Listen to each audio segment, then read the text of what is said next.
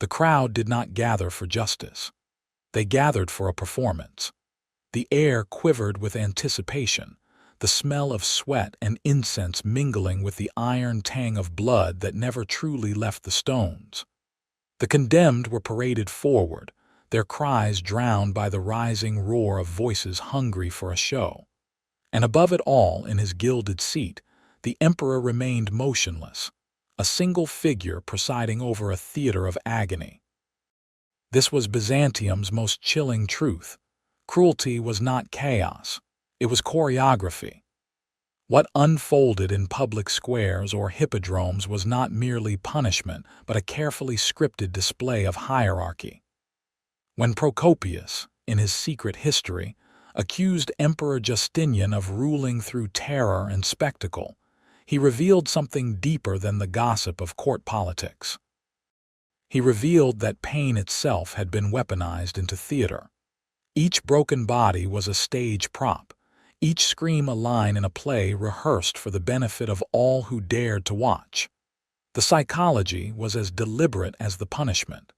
Public torture was designed to fuse fear with memory.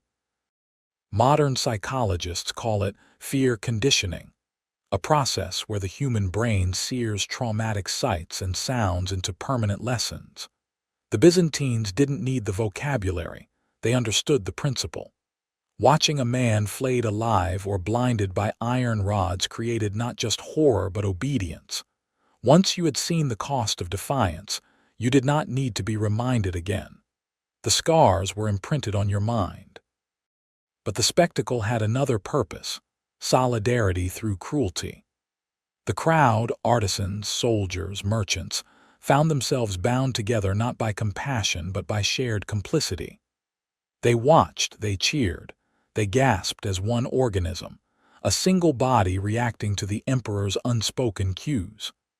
Gustave Le Bon, centuries later, would argue that the psychology of the crowd transforms individuals into something primitive, something suggestible.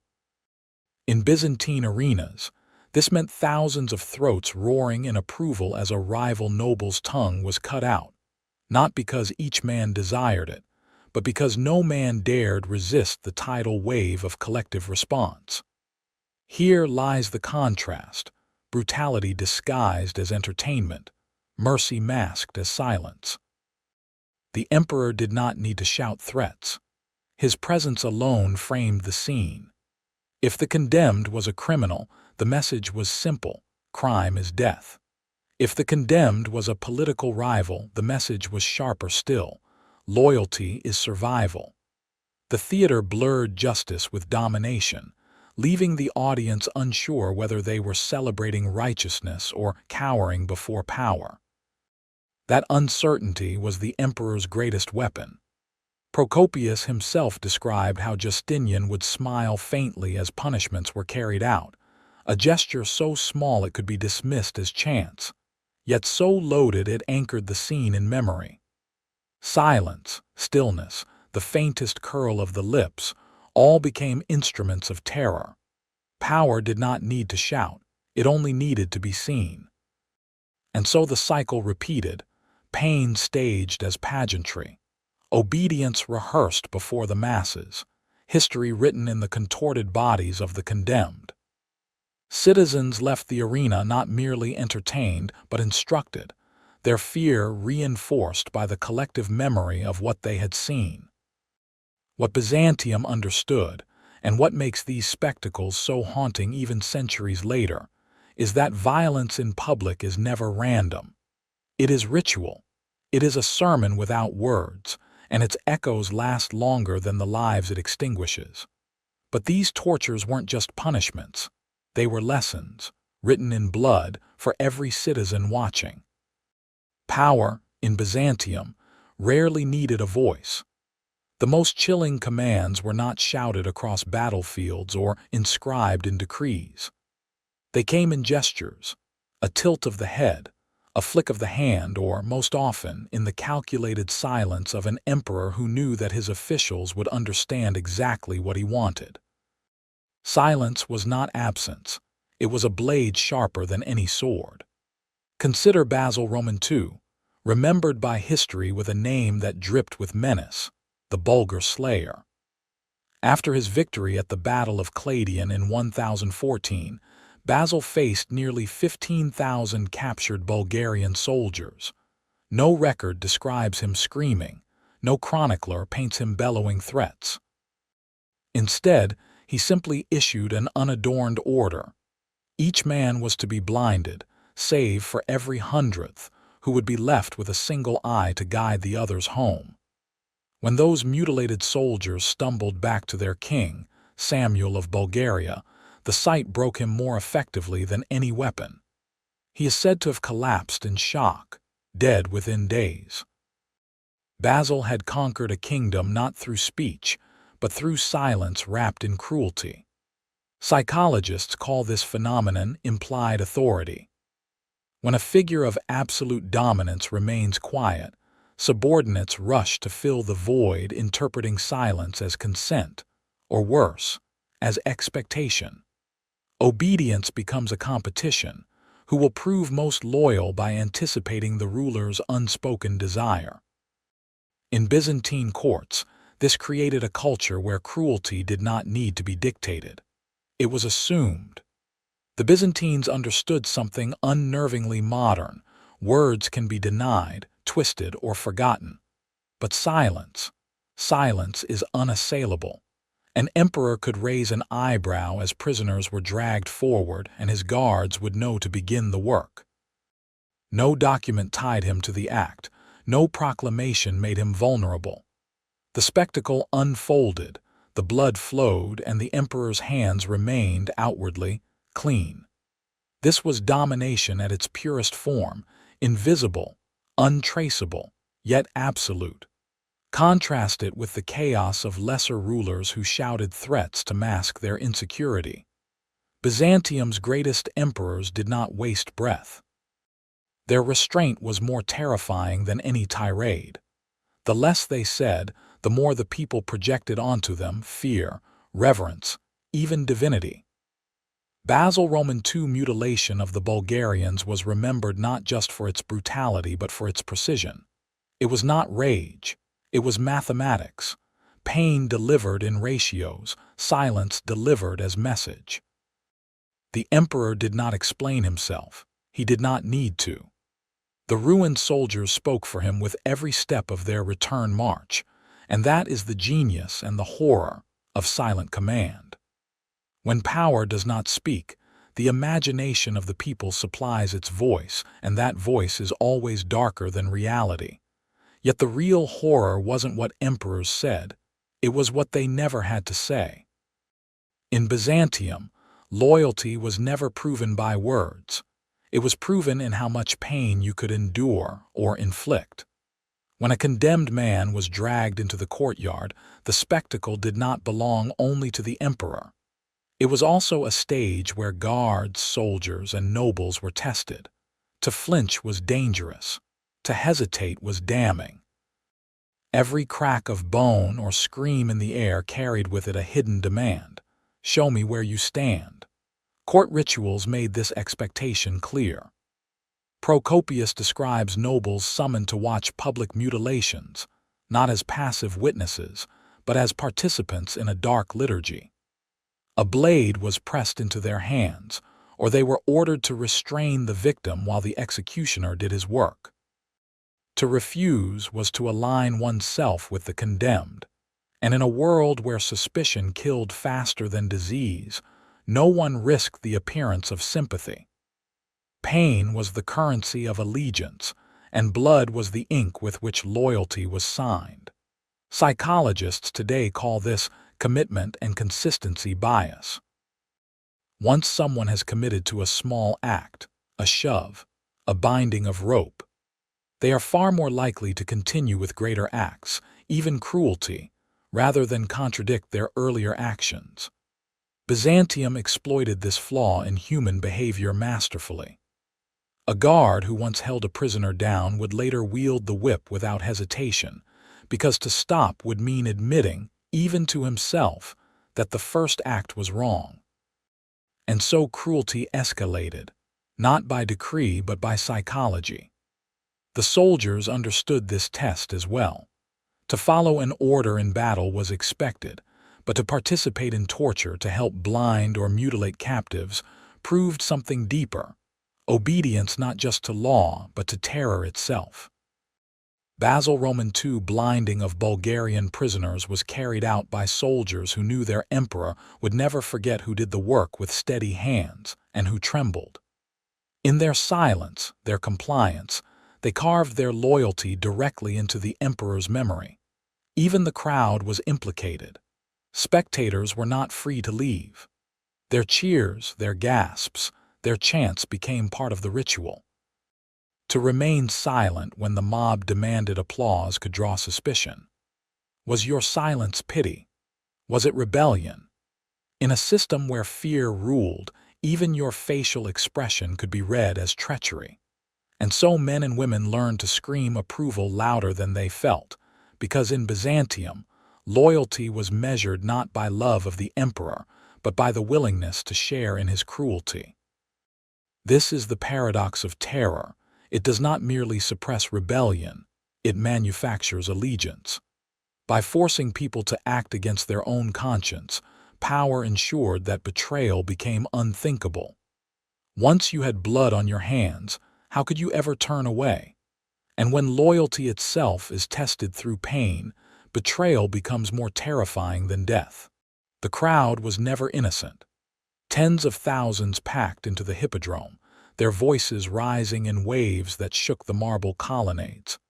They came for races, for games, for executions, and in that vast human sea, individual morality dissolved.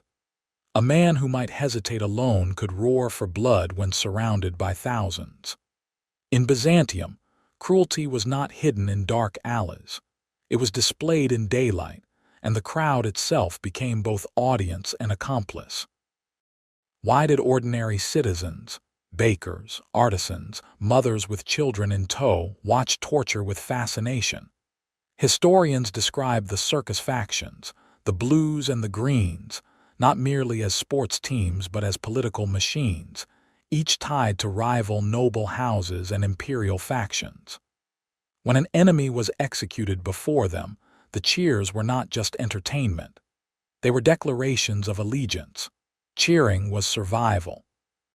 To remain silent was to risk being seen as sympathetic to the wrong side. The spectacle gave people an outlet for their fear, transforming it into something louder, something safer, collective rage. Gustave Le Bon, in his seminal work The Crowd, would later argue that individuals in a crowd lose their sense of self and regress into a primitive state, guided not by reason but by instinct. The Byzantines, long before Le Bon's words, lived this reality. Within the mob, cruelty felt natural. Violence, instead of horrifying, became thrilling. Each cheer was amplified, each gasp contagious, until the execution became less about the victim and more about the intoxicating rhythm of collective emotion. Psychology explains this as d'individuation. Cloaked by anonymity, people in crowds shed their personal responsibility. When a condemned noble was dragged through the streets, it was not one man spitting in his face, but 1,000. And when the first stone was thrown, it was quickly followed by dozens more, each individual absolved by the fact that everyone else was doing it. Responsibility diffused, guilt evaporated, and cruelty became a carnival. But the spectacle carried a deeper layer. These rituals didn't just amuse the people, they conditioned them. Watching a rival's tongue cut out was shocking the first time. By the 10th, it was expected. By the 100th, it was tradition. Desensitization, the gradual numbing of emotion through repeated exposure, turned horror into habit. The emperors counted on this. A populace accustomed to blood would not recoil when cruelty was needed to enforce order. In fact, they would demand it. Yet, amid the roar, there was unease. Chroniclers describe moments when crowds, inflamed by spectacle, turned on officials or even threatened the emperor himself. What began as entertainment could tip into chaos. The mob was powerful because it was unpredictable. And so, rulers learned to manipulate the crowd like an organ, alternating relief and tension, indulgence and fear. A day of races followed by a day of executions. A pardon granted just after a mutilation. The emperor knew the crowd's psychology because he was part of its performance. This is the queasy truth.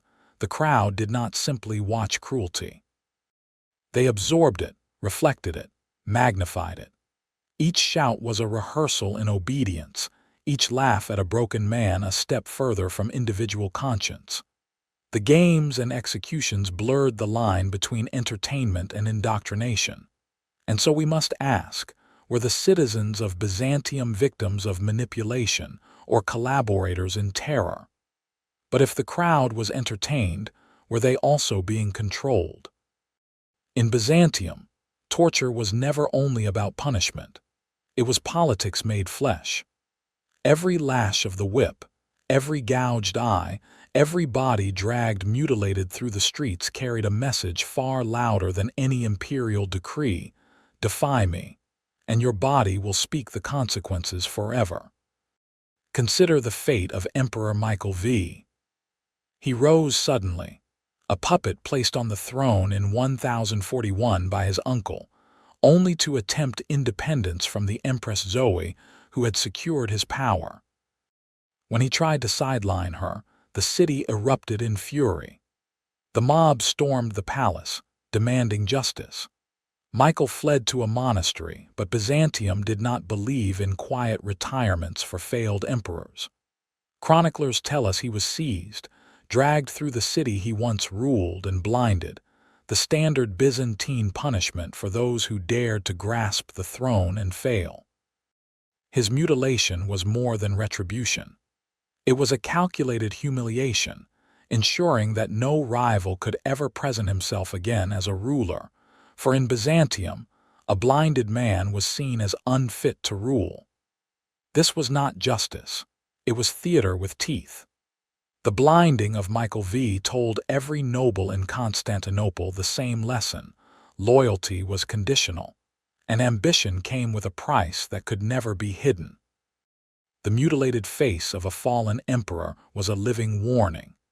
In a world where portraits, coins, and ceremonies broadcast imperial authority, disfigurement became a permanent propaganda tool. Psychology offers a chilling lens here: symbolic annihilation. By destroying not just a man's body but his image, rulers erased him from the realm of possibility.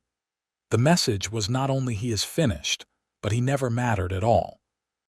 Torture was a narrative weapon, silencing dissent before it could take shape. Every noble who witnessed Michael's blinding understood that their own ambitions were already under surveillance, that power was not theirs to seize but only to borrow at the emperor's pleasure. This dynamic bred a culture of paranoia. Historians describe court intrigues where whispers of disloyalty could spiral into fatal consequences. The emperor did not need endless trials or speeches. A single spectacle was enough to remind the entire elite where true authority lay.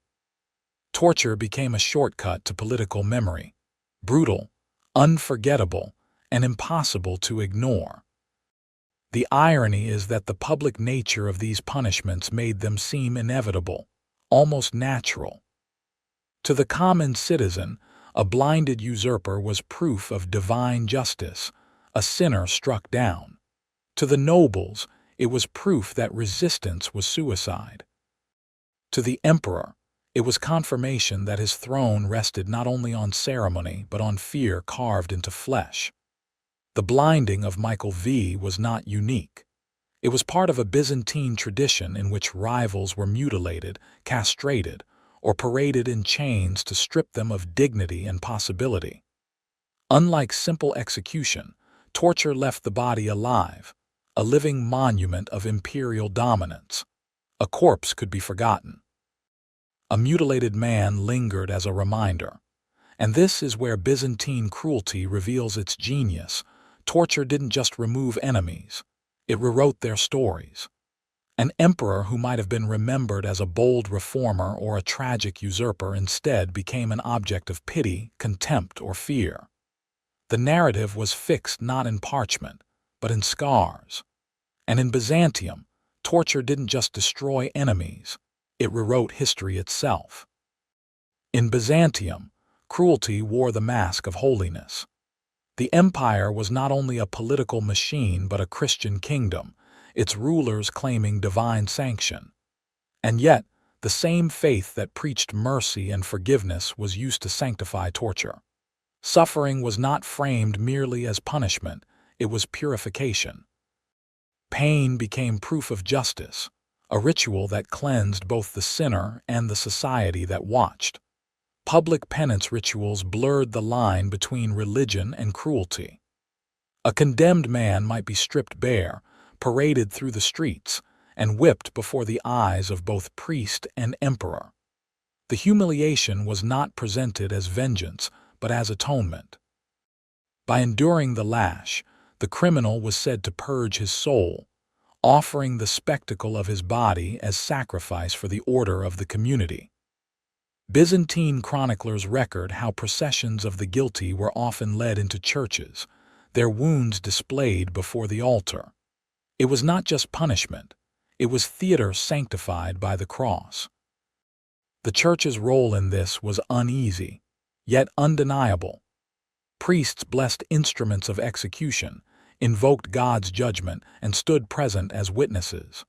Officially, the Christian message was mercy, but in practice, the church became a legitimizer of imperial violence. To question the punishment was to risk questioning divine justice itself. The emperor's cruelty was reframed as God's will, and so dissent fell silent. Psychology offers insight into this paradox.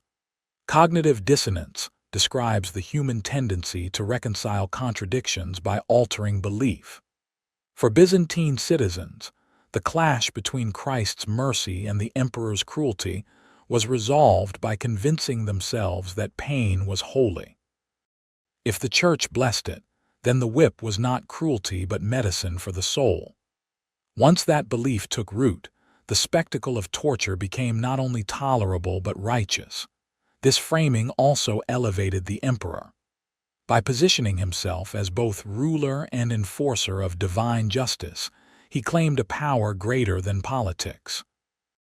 He was not merely punishing enemies, he was cleansing them. Each mutilation was a sermon without words, preached in the language of scars and screams.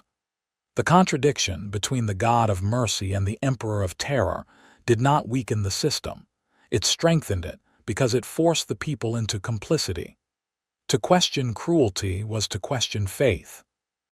The result was moral unease buried beneath ritual acceptance. Byzantines learned to see torture as both terrifying and sacred, a paradox that made resistance impossible. Pain was not merely inflicted. It was baptized, justified, and eternalized in memory. But what happens when sacred mercy and imperial cruelty are preached in the same breath? Power always demands a price, and in Byzantium, even the enforcers paid it. The guards who dragged prisoners to the stake, the soldiers who blinded captives, the executioners who raised the iron rods, they carried the empire's authority in their hands. But authority left scars on them as well. Chroniclers record whispers of nightmares, men waking drenched in sweat, haunted by the faces of those they had maimed. Some confessed visions of their victims staring back at them, silent but unrelenting, long after the spectacle was over. For the rulers, the toll was heavier still. An emperor who wielded cruelty as law could never sleep peacefully. Paranoia seeped into the marble halls of Constantinople. If he had blinded one rival, could another not blind him in return? If he had silenced dissent with torture, what guarantee was there that silence hid loyalty rather than plotting? Byzantium's throne was famously unstable. Emperors rose and fell in dizzying succession, and each act of terror created ripples of vengeance. The more they punished, the more they feared retribution. Psychologists call this moral injury, the deep psychological harm inflicted not only on victims, but also on those who commit or authorize cruelty. Guards learn to numb themselves through ritual, reciting prayers before lifting the whip, or drinking heavily after executions. The repetition dulled their conscience, but never erased it. Desensitization was survival, yet even this ritual had limits. The mind has a way of storing what the heart refuses to feel, and in the quiet of night, the repressed images returned. For emperors, the desensitization took another form, elaborate ceremonies and layers of protocol designed to distance themselves from the act. Orders were given indirectly, torture delegated to subordinates, punishment staged as justice. Yet the silence did not save them from fear. Procopius, in his secret history, describes Justinian pacing restlessly at night, convinced of conspiracies, surrounded by guards whose loyalty he doubted. He was the most powerful man in the empire, yet he lived as a prisoner of his own paranoia. This was the hidden cost of a system built on cruelty. It poisoned even its masters. Fear spread upward as well as downward. The crowd trembled before the emperor, the nobles before the crowd, the guards before their commanders, and the emperor trembled before the shadows of his own deeds. In Byzantium, terror was a chain that bound ruler and ruled alike. The haunting truth is that cruelty corrodes all who touch it. For every victim scarred in public, there was an executioner scarred in private. For every emperor who silenced dissent, there was a ruler who lay awake, convinced the silence around him was a lie. Because when cruelty becomes law, no one, not even the emperor, truly feels safe.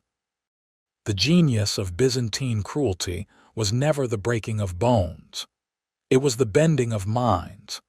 The lash scarred the flesh, but the true wound lay deeper, in memory, in fear, in the unspoken calculations of survival that every citizen carried afterward.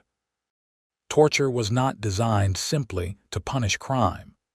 It was designed to discipline the imagination, to make people hesitate before speaking, to silence thoughts before they became words, to train obedience long before defiance ever surfaced. Every spectacle of suffering had two audiences, the victim in chains and the multitude watching. The condemned body screamed the cost of rebellion, but the silent crowd absorbed the deeper lesson. Pain is not just inflicted, it is contagious. You did not need to be whipped yourself to feel the lash. Watching was enough. The sound of screams embedded itself in memory, and from then on, fear became its own leash. This is why executions were public, why mutilations happened before nobles, why the hippodrome doubled as a theater of blood. The empire understood what psychologists today describe as vicarious conditioning. People learn not only from their own suffering but from the suffering of others. By watching someone else burned, blinded, or paraded in humiliation, the brain internalizes the association. Defiance equals agony. It was control without chains because fear traveled faster than iron. The contrast could not have been sharper. Outwardly, cruelty seemed chaotic, a burst of violence to appease crowds. But beneath the surface, it was precise, deliberate, and controlled. The spectacle of broken bodies masked the subtler victory, the creation of invisible obedience. Citizens learned not just to obey, but to police themselves. Nobles learned not just loyalty, but silence. Even the emperor's guards, haunted by visions of their victims, became both enforcers and prisoners of the system. And so Byzantium achieved what all regimes of fear desire: efficiency. Chains rust, guards falter, walls can be broken, but obedience embedded in the mind requires no maintenance. Once the lesson was learned, people carried it with them, disciplining themselves long after the torture ended. The empire did not need to punish everyone. It only needed to punish enough in public so that everyone else became their own warden. The unsettling clarity lies in what this reveals about power itself. It is not brute force that sustains empires, but the ability to make people govern themselves under the shadow of fear. Byzantium's tortures were sermons in obedience, rituals that blurred politics with theater, religion with cruelty, entertainment with indoctrination. The body was the stage, but the mind was always the target. This is why the victims were left alive whenever possible. A dead man fades into memory. A mutilated man lingers as a walking monument. He becomes a story retold in whispers, a reminder etched into flesh that power can reach anyone, anywhere. His suffering is no longer his alone. It becomes the empire's most enduring propaganda. In the end, Byzantine cruelty reveals a truth far larger than its own borders. The most effective form of power is not the sword at the throat, but the thought lodged in the mind. The empire did not need to watch every subject, because it had taught every subject to watch themselves. Torture was not the breaking of bodies, but the engineering of obedience. And the lesson left behind in Byzantium is one we still live with today. The hippodrome has long since fallen silent. The arenas are ruins, the iron rods rusted, the screams of the condemned reduced to dust. But if you listen closely, Byzantium still whispers. Because the logic of power it perfected, the spectacle of fear, never truly vanished. It only changed its costume. Today, we no longer gather in marble amphitheaters to watch men blinded or flayed alive. Yet the architecture of spectacle remains. The public stage has shifted from the square to the screen, from the execution scaffold to the courtroom, from the hippodrome to the 24-hour news cycle. What Byzantium taught, that suffering displayed in public can shape obedience, is still a cornerstone of control. Only the methods have softened, the brutality polished until it gleams with civility. Consider the modern trial broadcast for millions, where the accused is paraded not in chains but in headlines. The ritual humiliation is less bloody but no less theatrical. Or the prison system, where punishment is carefully displayed as both deterrent and reassurance, a reminder of order upheld. Even media spectacles of political downfall echo the Byzantine formula. The once powerful figure stripped of dignity, made an example, their reputation mutilated before the crowd. The language may have changed, but the psychology is unchanged. Gustave Le Bon's warnings about crowds still ring true. The audience remains central. We learn what to fear not only through personal punishment but through watching the punishment of others. The Byzantines mastered this truth in the hippodrome. Today, it unfolds across glowing screens, where the condemned are tried in the court of public opinion before the legal one ever convenes. The principle is the same, obedience reinforced not by chains, but by images. The psychological mechanics also endure: fear conditioning, cognitive dissonance, deindividuation. These are not ancient relics but living forces. Governments, corporations, even social movements wield spectacle to discipline behavior. When a whistleblower is disgraced, when a dissident is silenced, when media magnifies the consequences of defiance, the lesson to the watching crowd is the same one Byzantium carved in flesh. See this fate, and govern yourself accordingly. Yet there is another echo, one more dangerous because it is less visible. Byzantium showed how quickly entertainment can become indoctrination. The line between spectacle and control was razor thin, and often invisible to those within it. Citizens thought they were cheering for justice, when in truth they were rehearsing obedience. That same confusion lingers today, hidden in the noise of outrage, the pleasure of scandal, the satisfaction of watching someone fall. Are we consuming justice, or participating in a ritual of control? And so the lesson of Byzantium is both haunting and empowering. Haunting, because the mechanisms of fear are still with us. Empowering, because to recognize them is to begin resisting them. The first defense against manipulation is awareness, knowing that fear displayed is fear designed, that spectacle is never neutral, that every public punishment is also a performance. The scaffolds may be gone, the iron may have rusted, the crowds no longer gather in marble colonnades, but the psychology remains subtle, dressed in modern clothing, delivered through institutions that claim to protect. Byzantium's lesson is not a relic, it is a mirror. And in that reflection we see that fear, once unleashed as spectacle, does not die. It adapts. The scaffolds are gone, but the psychology of fear, that has never left us.